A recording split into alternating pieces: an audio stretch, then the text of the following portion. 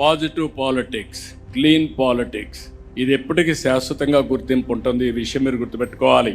ఈ దేశంలో ఎవరు మాట్లాడుండరు. 2000 రూపాయలు రద్దు చేయాలని ఆ రోజు చెప్పా, 1000 రూపాయలు రద్దు చేయాలని ఆ రోజు చెప్పా. ఈరోజు 500 రూపాయలు కూడా రద్దు చేయాలని చెప్తున్నాను. ఎవరి దగ్గర డబ్బులుంటే సేవా కార్యక్రమాలు చేసి మంచి పేరు తెచ్చుకోండి, కానీ ఎన్నికల్లో ఓట్లు కొనడం అనేది చాలా బాధాకరం.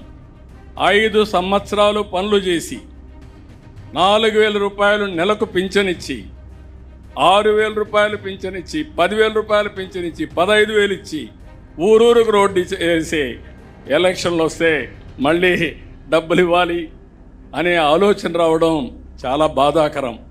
దీని నుంచి మార్చాలి, రిఫార్మ్స్ కూడా రావాలి.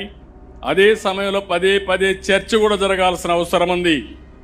నీతివంతమైన పాలన రావాలంటే, సుపరిపాలన రావాలంటే ఎవరైతే మెరుగైన సేవలు అందిస్తారో, ఎవరైతే ప్రజలకు అందుబాటులో ఉంటారో వాళ్ళకి ప్రజలు ఓట్లేసే పరిస్థితి రావాలి. కానీ ఓసారి అనిపిస్తుంది, చాలామంది చూశారు, డబ్బులతోనే గెలిచేడుగా ఉంటే మనం గెలవం.